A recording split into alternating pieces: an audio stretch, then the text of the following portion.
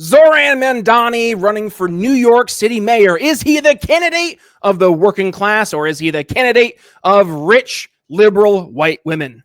Yeah, let's talk about that. Instead of focusing on winning arguments, we're teaching the basic fundamentals of sales and marketing and how we can use them to win in the world of politics, teaching you how to meet people where they're at on the issues they care about. Welcome to the Brian Nichols Show. Well, hey there, folks. Brian Nichols here on another fun-filled episode of the Brian Nichols Show. As always, I am your humble host, joining you from our lovely Cardio Miracle Studios here in sunny Eastern Indiana. The Brian Nichols Show can be found over on your favorite podcasting platforms, and you can find the best heart health supplement in the world, Cardio Miracle, by either scanning that little QR code over my shoulder or heading to cardiomiracle.com/TBNS. If you want to lower that resting heart rate, lower your blood pressure while improving your pump at the gym, for sure, stick around. We're going to talk about Cardio Miracle later in today's episode. But first, let's talk about, this is, I think, every progressive, leftist, socialist, communist's favorite darling right now, and that is the frontrunner in the New York City mayoral election, one Zohran Mamdani. Now, Zoran, he's been making waves because he's been reaching out to younger voters. He's talking about the issues that they care about, and there's been a perception that the voters are resonating, and specifically those working class folks are going to go out there and support Zoran. But when we dig behind the data, yes, those pesky, facts and figures, data and statistics, the actual truth paints a very different picture. So let's dig into that and more. Joining us here on the show today is Daniel Friends. Did I get that right, Daniel? Help us out. Welcome to the Brian Nichols Show. How you doing, man? I'm doing pretty well. Thank you for having me. Cool. Help me out. I got your name kind of close. I was in the zone, man, and it slipped my brain. Did I get it close? Well, Daniel Friends. You got it right. Yeah. I did. Okay, look at me. When you get into like a host mode, brain just kind of like turns off, and I'm like, oh yeah, we just talked about this for like 5 minutes before we hit record, and my brain just said, yeah, that was a great conversation you had. It'd be funny if it just disappeared, but I digress. Daniel, looking forward to today's conversation, and we're digging into, yes, all things Zohran Mamdani. But before we do that, do us a favor, introduce yourself here to the Brian Nichols Show audience, and why are you so focused on what's happening down there in New York City? Well, yeah, I'm Daniel Friends. I'm a Young Voices contributor, and I've been writing a lot on New York City politics because I am a native New Yorker. I was born and raised in Bedford-Stuyvesant my entire life, and so seeing the rise of Zohran Mamdani and the dynamics of this political election in New York City, it's been very galvanizing for me. And so I've been writing a lot, mainly in Real Clear Politics, on Zohran Mamdani and his proportion to be for the working class. But again, when you look at the data, when you look at his policy platform, he's anything but. Yeah, well, let's talk about that, right? Because I've been hearing it, and by the way, like elephant in the room, I got some friends from yesteryear who, we went to college together and stuff, and they all, decided to move down to New York City, and I'm just going to call it out. A lot of them are the so-called rich, liberal, white women, right? A lot of nursing majors back in the day. Now they have healthcare jobs down there, and they are all about the Zoran. It feels like I'm watching that movie with Adam Sandler from the 2000s. You don't mess with the Zohan, only it's you don't mess with the Zoran. So that's kind of their mentality right now. But talk to us, like the actual data behind the scenes, Daniel. Like, it is really eye-opening, right? You had this article over at Real Clear Politics that I checked out, and it also opened my eyes because I didn't realize how it's not really the working class supporting Zoran. It's actually a lot of these upper class, rich white folk. Talk to us about that. Well, yeah, before we get into the data, I'd like to briefly talk about what sort of gave me a red flag in Mamdani's demographic mismatch between the messaging and the actual voting core who voted him in during the Democratic primary. For me, it was on X when I saw Mamdani post a picture of him canvassing in Bedford-Stuyvesant. Bedford-Stuyvesant has been an historically Black neighborhood, at least for the time I've been alive and before that. And recently it's been undergoing gentrification. I've lived through that through high school and in college right now. And when Mamdani posts his picture of Bedford-Stuyvesant, him canvassing, it was not the people I grew up with. It seemed to be more newcomers. And so because of that, I decided to dig a little deeper into his messaging. And again, the demographics that sort of that's propelled them to the Democratic nomination for New York City mayor, and it's anything but. Like you said, I looked into the New York City campaign finance data to look at the small donations that he say is proof of him getting support from the working class. And when you look at large dollar donations and small dollar donation participation, it comes from the same neighborhoods, right? So we're talking Park Slope, Williamsburg, these zip codes that have either been mainly gentrified already or is undergoing the process of gentrification, which sort of makes the distinction very hard, right? You can't necessarily look at Bedford-Stuyvesant at face value and say, well, Bedford-Stuyvesant is a historically working class like neighborhood, so Zohran Mamdani is getting the support from the working class as he claims. But that's not necessarily true. And in a Real Clear Politics piece, I show that by looking at two comparable neighborhoods that are situated next to each other. That's Flatbush and East Flatbush. Flatbush, the independent variable when we're looking at Flatbush and East Flatbush is a gentrification that's happened in Flatbush compared to East Flatbush. And it seems that in the more gentrified East Flatbush, it went from Mamdani by a margin of 16 points versus East Flatbush that went to Cuomo by a margin of 37 points. And the difference in turnout is that Flatbush had 5,000 more voters from Mamdani. So what we saw during the primary isn't necessarily the working class stemming out in droves to vote Zoran Mamdani in. The reality is, which is a truism of all primaries, that more affluent, ideological driven people tend to vote in primaries.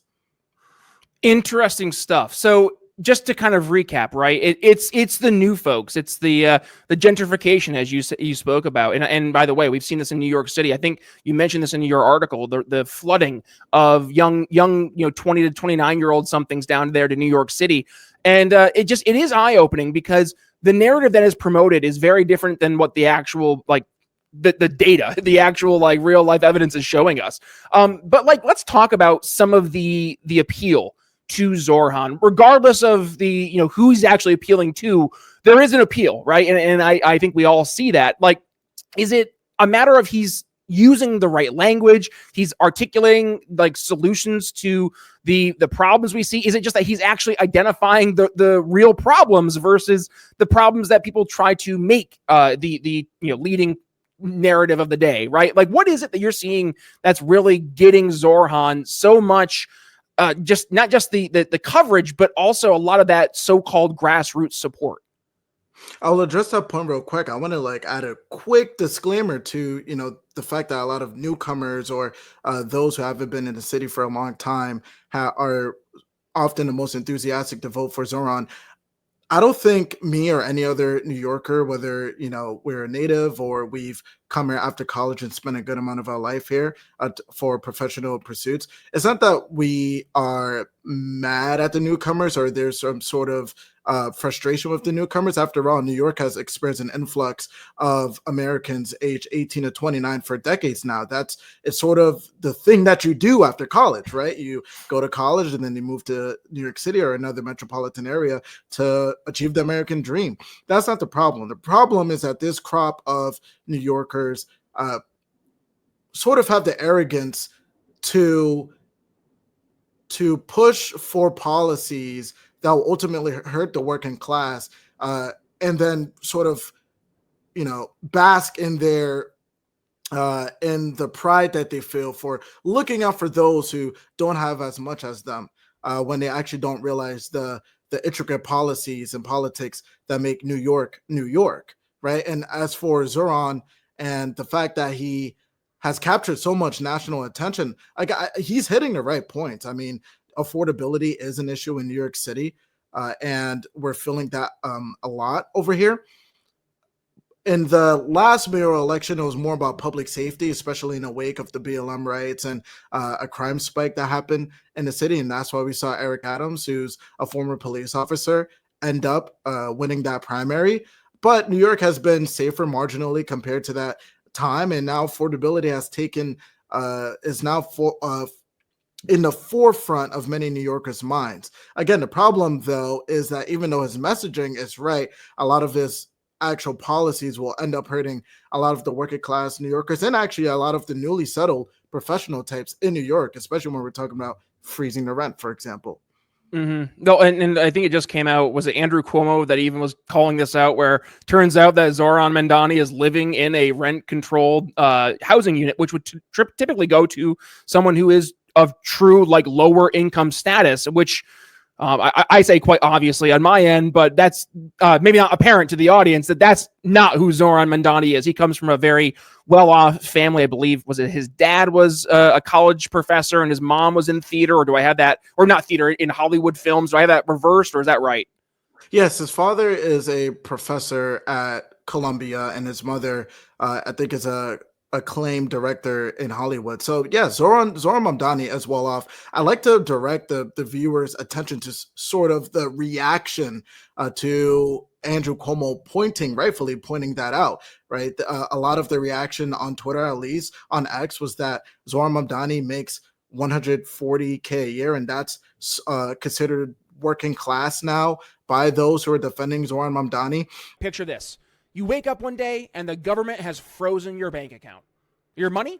Gone. Sounds crazy, I know. Ask people in Argentina or even Canada how real that can be. And that's why you absolutely need to check out the Expat Money Online Summit, October 10th through October 12th. And it's hosted by my good buddy, Michaela Thorup. It's a free online event packed with experts teaching all about how to protect your wealth, secure a second residency, slash your taxes, and buy property abroad. And this year's spotlight is on Latin America. So Argentina, El Salvador, Panama, Paraguay, places opening doors right now for people smart enough to walk through. And by the way, your free ticket is waiting at expatmoneysummit.com. And if you want VIP access with replays and exclusive panels, use promo code TBNS for 20% off your upgrade. One more time, that's expatmoneysummit.com, promo code TBNS. And now, let's get back to the show. And it is a case that in New York City, a six-figure income goes not as far as a six-figure income would go in other places of the country. But that doesn't change the fact that these apartments are in high demand, and there are those who make way less than you and thus are in more need for those apartments than you. But Andrew Cuomo's Zoran's law, that's what he called it, to apply to add means to testing to rent stabilized apartment, points to a larger issue with rent controls, and why I say that a lot of the policies that Zoran Mamdani is proposing, even though he hits the right messaging, will hurt the working class.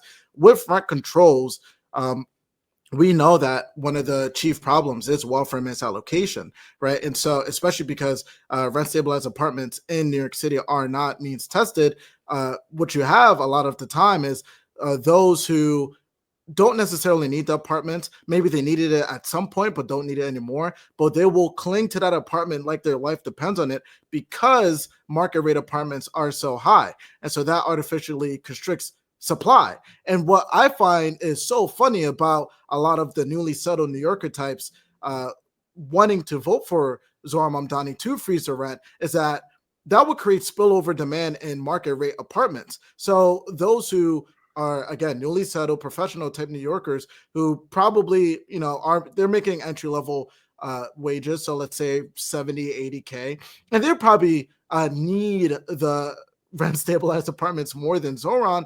They're sort of causing, or they're advocating for a policy that will end up causing market rate apartments to cost way more than they should be because they're advocating for rent stabilization.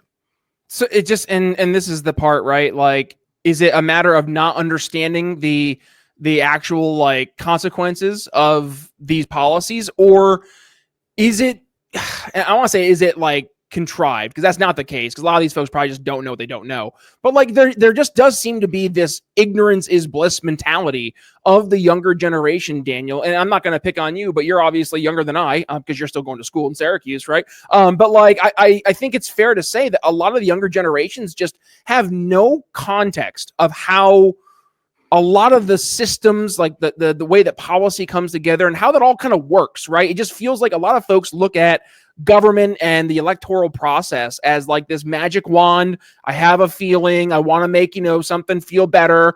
And they just pretend away, right? They just pretend away the consequences of the policies in the pursuit of the intention of what they think they're voting for. Is that on track, or what do you see with, you're going out and talking to other or not necessarily like-minded, but other young folk? I think it's totally on track. I think that Zoran Mamdani's victory is honestly a referendum on the U.S. education system. I remember myself growing up in middle school and high school. I mean, we learned about World War II, and we learned about certain authoritarian leaders, but we never learned about what happened. We never learned about Maoist China. We never learned about Pol Pot. We never learned about Che Guevara. So there's so many blind spots within history classes today. And then depending on your major, when you go into college, socialism is actually revered. And a lot of these leaders or authoritarians are actually put on a pedestal. And so now you have the situation where these newly graduated college types,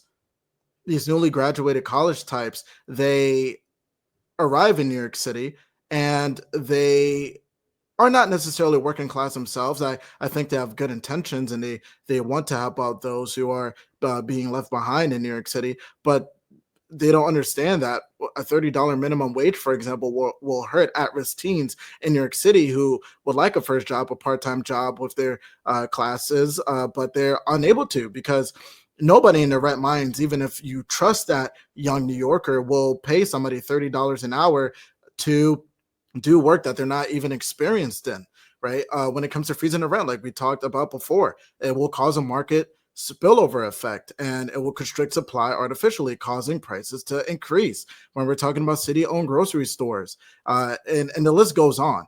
And so I do think that my Gen Z peers are well intended. They have good intentions, but again, it's a referendum on the U.S. education system that this is basic economics, by the way, right? I'm not an economics major, but I did take basic economic classes and, simple supply and demand charts. And anybody who takes a few seconds to deconstruct Mamdani's policies will realize that it's not really going to help the working class.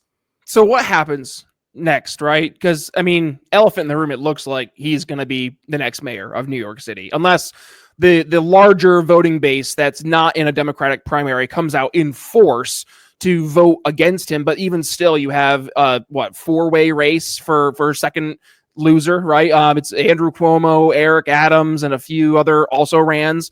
What happens if Zohran Mamdani ends up actually getting elected here? Well, the biggest question is how many of his policies are actually feasible, and I think that's another point that we New Yorkers are not talking much about. Mamdani has these big promises, but the city is not in a position to, for example, spend $100 billion over 10 years to make 200,000 more affordable housing units. Also, those who are backing that plan don't understand or don't realize, or maybe weren't in the city long enough to know that Bill de Blasio himself made a promise to build 200K affordable units and failed. So why are we spending $100 billion to do it, to redo a failed promise? I don't understand. But a lot of his plans are kind of unfeasible, right? Because he wants to pay for the universal child care and its other lofty promises by taxing, adding an additional 2% tax on the top 1% of New Yorkers. The problem is the tax is dictated by the state, and Kathy Hochul has no desire to do so, because I think she understands that next year we have a gubernatorial election, and the last gubernatorial election in New York, Lee Zeldin, the Republican candidate, came kind of close to becoming the governor of New York, and so she understands the position that she's in.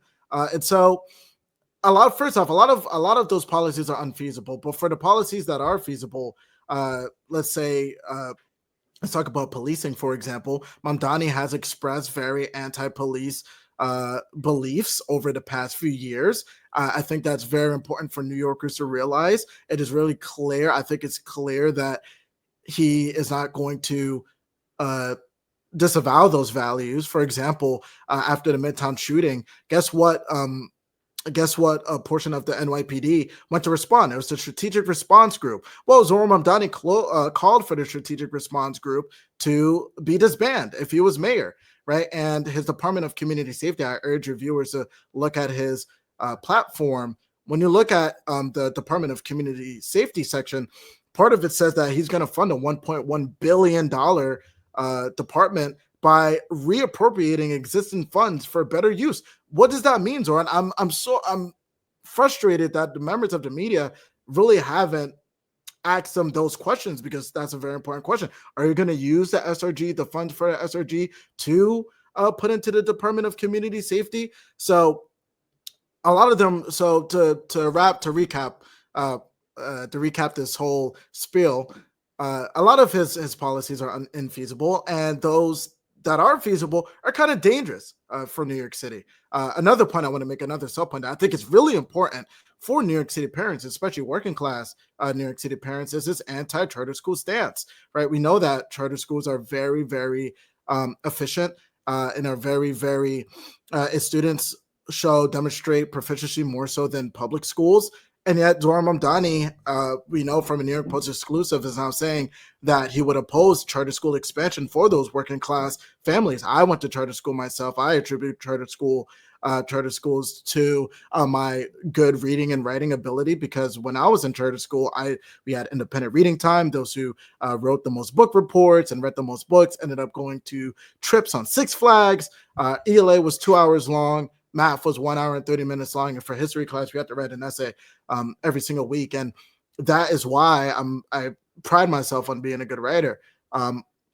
So again, that's another point that the New York City media is not imposing. And it just adds on to the fact that, again, most of its policies will end up becoming unfeasible because of the financial reality of New York City. But the policies that he can end up influencing, which is policing and education, I don't think working class families kind of want in New York City. Mm-hmm. Well, the H.L. Mencken quote is the democracy is the idea that the average person knows what they want. They deserve to get it good and hard. So I'm just saying it, and this is the part maybe I've ruffled some feathers here, Daniel, and you keep me honest here, but like, I've heard folks across the social medias, they're lamenting at the idea of Zoran, and I'm kind of in the H.L. Mencken quote. I'm like, hey, New York City, sometimes you got to get your comeuppance, right? And that feels like kind of where we are today. Like, y'all didn't learn from de Blasio. Now, I heard your point, right? Like, a lot of the voters are newer voters. They've moved to New York City in more recent years, so maybe they didn't experience the de Blasio insanity, with him eating his French fries there, trying to get everybody to take a COVID vaccine, right? Everybody remembers that one. That's a good one. Or when he killed the groundhog, but I digress. Like, this is something, though, that I'm not trying to be crass, but like, I almost feel you guys kind of need to you got to take your medicine. You got to taste it. It's not going to taste good, but man, you got to take it, because this is what New York City, by and large, is not just voting for if things go the way they look like they're going to go here in this election, but like, this has been a reoccurring theme. Eric Adams didn't really become the Eric Adams of today until he had to be a foil to the insanity of the Democratic Party, and now subsequently Zoran Mamdani. Before that, you had Mayor de Blasio, who he himself was more or less a self-avowed communist. Didn't he get married over in the USSR, I think it was, or he visited there a lot, right?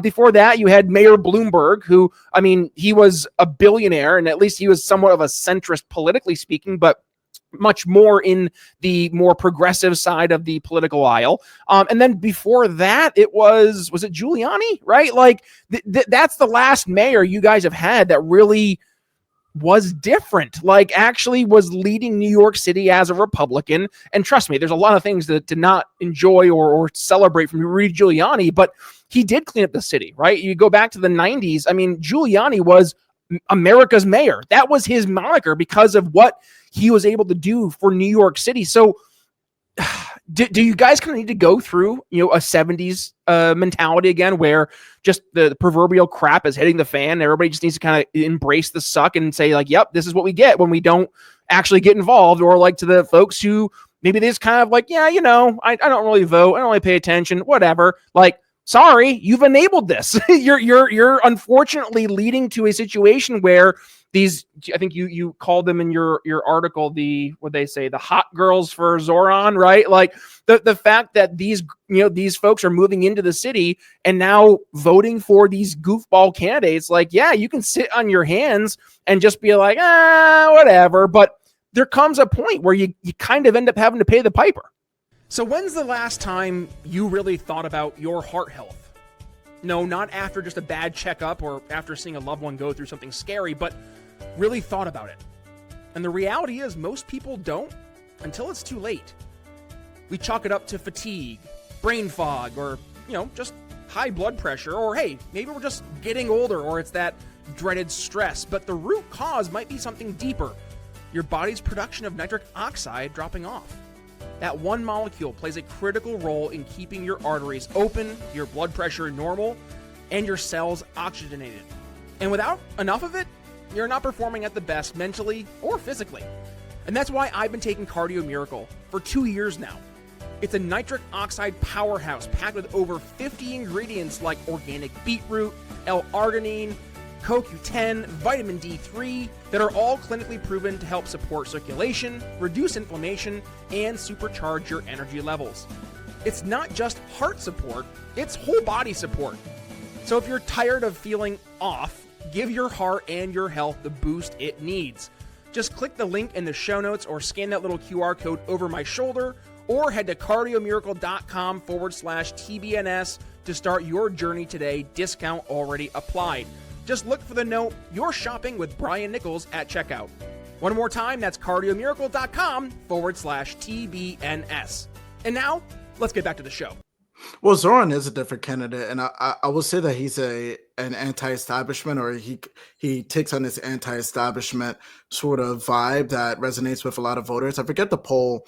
I'll see if I can bring it up after the show, and you can link it to your viewers. But even with Republicans, I think Zoran, it was a poll with like a sizable amount of Republicans who wouldn't be opposed to Mamdani Mayoralty, and that's because in a way New York is tired of the establishment class that's full of corruption, that's sort of broken his social contract with New Yorkers. I mean, when we're talking about Cuomo and COVID, that's a clear break of the social contract, in my opinion. And Zoran Mamdani represents something fresh. He's young. He does not have those ties to that New York State, not even just city, New York State Democratic establishment. And so that's why he is gaining a lot of traction, even though his policies may not be that good. I am a New York City native. I've lived in New York City, New York State my entire life. I'm a New Yorker at heart. And I mean, I agree with you. I think Zoran Mamdani is going to win in November. I don't want him to win. I don't think the people of New York deserve that. I think that the constituency that is galvanized to vote for him, I would say something very controversial. Like, these are the type of like new New Yorkers who will openly say at bars that, their plan is to find like a finance bro husband and live in Connecticut or New Jersey once they they have no.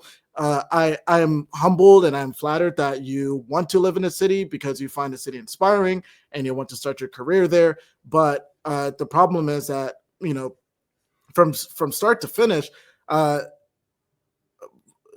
many of them don't even plan on living in New York City for the entirety of their lives. And, many are welcome to prove me wrong, 10, 20, 30 years down the line and, see whether they stay or not. But that's unfortunate reality. And the problem that New York has is apathy, especially with those who have been here for so long. We've become so, used to the abuse that our establishment politicians have waged on us for so long that those who understand that Mamdani's policies will negatively affect New York, the apathy has sort of carried over. We see a growing contingent of New Yorkers who are waking up to Mamdani and his terrible policies for New York City.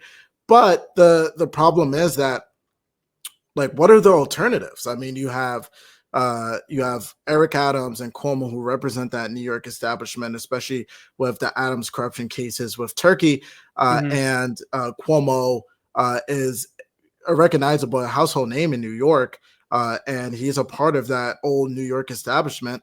And then you have Curtis Lewa, and a lot of Curtis Lewa's policies I think are great, but the problem is, so there's a large contingent of New Yorkers who are not socialists by any stretch of the imagination, but they're not Republicans either. And with our highly polarized climate in America today, they will never see themselves voting for a Republican, even though there's a Democratic socialist who wants to open city-owned grocery stores and $30 minimum wage on the other side. And so for common sense New Yorkers, we're found in this place where there is no real opposition to Zohran Mamdani, and we're probably going to, as of today, August 18, if the election was held today, Zoran would win. And it's unfortunate that so many New Yorkers will end up being pushed out of the city, because I 100% believe that Zoran will make the affordability crisis in New York City worse. So Daniel, it's unfortunate, but again, the empathy, it's my empathy container runneth empty. Because it to your point, the apathy, you can only be apathetic for so long. I used to have a viral quote, that like a tweet that was going viral there for a while, and it was like a little screen grab I had made, and it was like, what did it say? It's like, you might not like politics, but or what was it? Oh, you don't like politics until politics gets involved with you. Or no, yeah, that's what it was. You don't want to get involved with politics until politics gets involved with you. People need to actually get involved and start caring about public policy. And sometimes, I used to weigh 385 pounds, right? I was a big boy. And it wasn't until I was so morbidly obese and my doctor being like, Brian, you're 18 years old, you gotta lose some weight here, bud. You could easily face morbid obesity going into your 20s and 30s, and you could have an early grave. And kind of getting hit in the face with that slap of reality, oh shit, I gotta actually do this, right? I can't be apathetic. I can't just be like, oh, whatever. But it feels that's kind of what New York City needs. And I know that sounds maybe a little harsh, but you can only be apathetic for so long, right? You can only let the cancer manifest for so long. And I hear you, yeah, there's not really too many great alternatives. You got Eric Adams and his baggage. You got Andrew Cuomo and all of his baggage, including basically a genocide of grandmas, but I digress, during COVID. And then a bunch of, another group of also rans, right? That really have no, they haven't done much to get any political favor from the voting base, because the voting base is just whatever. Why do we care? Why are we going to vote? Why? It's not going to make a difference, right? And I mean, there's a large group of New Yorkers. We all kind of know the standard New Yorker, like the New Yorker, right? And where is that guy? Where is the guy just standing up and saying, no, this is insane? Because I mean, we're in the era of viral clips, right? All it takes is one or two of those kind of clips where New Yorkers are actually vocally fighting back to make headway and to get somebody to rally around. And I just don't see that. And again, it goes back to I think you're right. If he wins, when he wins, if it goes the route we're going, it's going to push a lot of normal, just average, everyday New Yorkers out. And I want to feel bad for those folks, but come on, help us out here. And I'm saying help us, New York City, help yourselves, right? You got to be able to have somebody stand up and just be that candidate, be that persona, whatever it may be, to be the counterbalance to this goofball perspective of politics. Well, I agree with you on your point that New Yorkers, because we've become so apathetic to elections, that we're sort of dealing with the consequences of that. It would be way harder for the Democratic Socialists of America and the Zohran Mamdani types to have such a grip hold on New York City politics if there was an pre-existing active New York City political structure with parents and homeowners and business owners who have a firm voice in the city. But again, like you said, so many New Yorkers have become apathetic to the election over the course of, let's say, the past not only the past few years, but over the past decade. New York has become more and more unaffordable. There isn't a white flight from New York City. There's more of a Black and Hispanic and old style New Yorker flight from the city. And you see that in culture. And if you visit New York City today, if you visit New York City today, the old New York City, New York City of the 2000s and the 2010s, the one that you would see in culture and movies and magazines, and the old accent that I would hear as a child is fading every single day, because so many of the older New Yorkers are being pushed out of the city. And now we find ourselves in a situation where the loudest political structure within New York City is actually that activist class. And the New Yorkers who cared about politics all moved to Florida or other states. And so now it's incumbent on the New Yorkers who are still here to step up and to say enough is enough. But the problem is that Mamdani was a galvanizing factor for the rest of New York. It woke up a lot of other New Yorkers, elite or working class. And I say that because when you look at the primary map, it's so interesting to see the Upper East Side, that is like the Great Gatsby, old money type neighborhood, and lower income Brownsville vote the same way for Cuomo, right? That's the old guard New Yorker voicing their rejection. And after Mamdani won the primary, a lot of New Yorkers woke up, but it's too late. The political structure has already firmly been pivoted to the activist class, whether it be the nonprofits and the gentrified neighborhoods stacked with voters who are very enthusiastic to vote. And we're not going to see New York come back.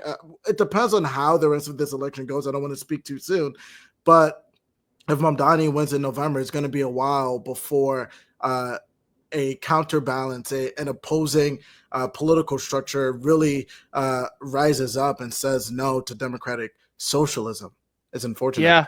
Yeah. Oh, Well, speaking of which, on the subsidized class with New York City, there's a great article in Tablet magazine. I think it was written by Armin Rosen, who talks more about that new political structure in New York City. And so for me, my Regular Politics article talks about sort of the overall distinctions between the working class versus those who voted for Zohran Mamdani writ large and what neighborhoods they live in. And that's how I figured out why that's how I figured out that Zoran Mamdani doesn't represent the working class.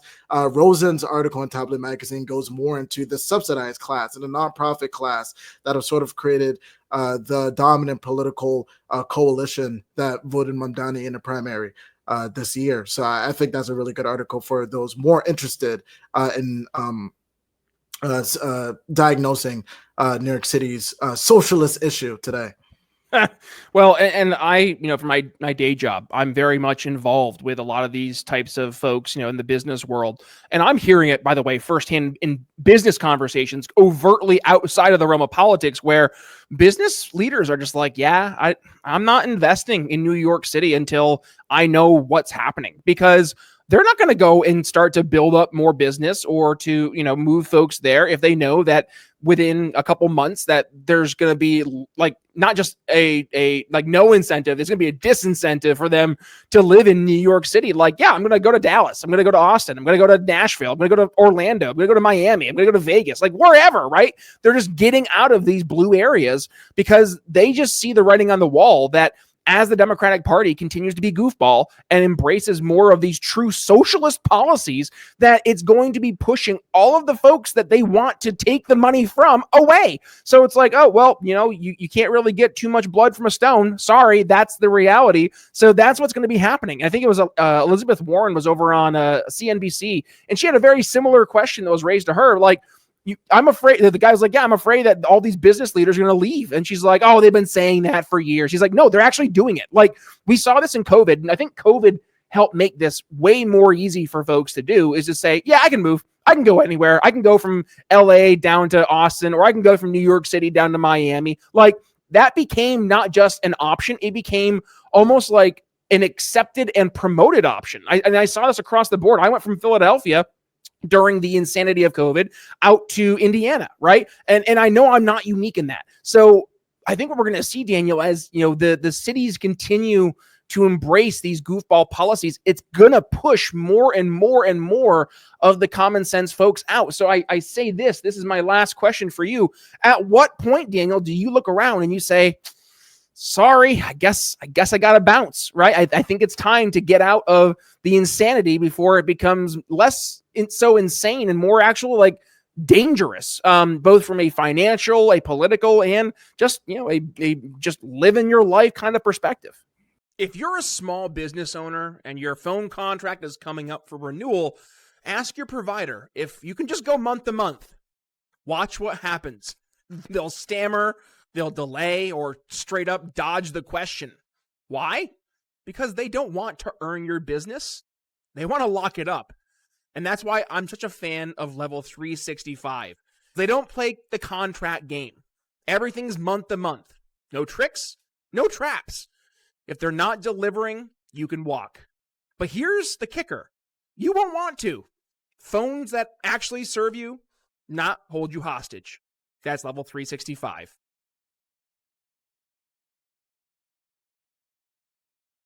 On your point about business leaders and Elizabeth Warren shrugging off the idea that wealthy New Yorkers won't leave the state, I believe it was in a CNN interview, or it had to be at MSNBC or NBC Meet the Press, but Zohran Mamdani said that he believes that billionaires should not exist.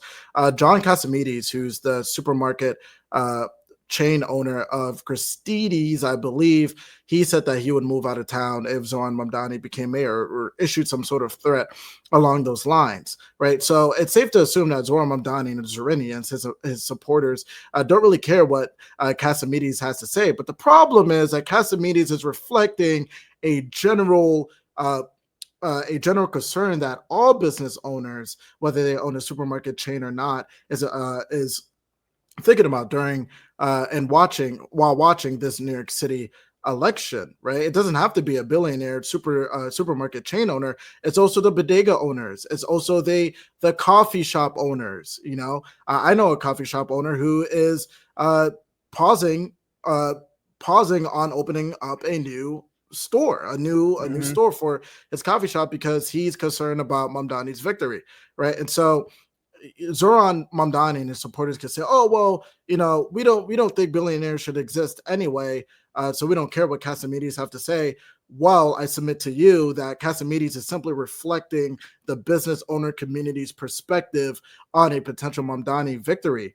On Elizabeth Warren has a little bit of a point. Older, wealthier New Yorkers are less likely to leave the city and the state because they have their roots there, especially if they have children, school-age children in the city. They're more likely to stay because it's harder to uproot your life and to leave. But as you saw with COVID and with remote work, that is becoming less and less of a reality. I think that especially if Mamdani fumbles on policing, first and foremost, if he fumbles on policing and New York City materially becomes an unsafe place to be in, you will see a great flight of more wealthy New Yorkers leaving the city. And if he was able to institute his wealth tax, that HOCO, again, it may seem infeasible because HOCO is not budging on that matter. But if he was able to do so, then you would see more and more wealthier New Yorkers leave the state and opt for a different place. So I think we're at a crossroads in New York City.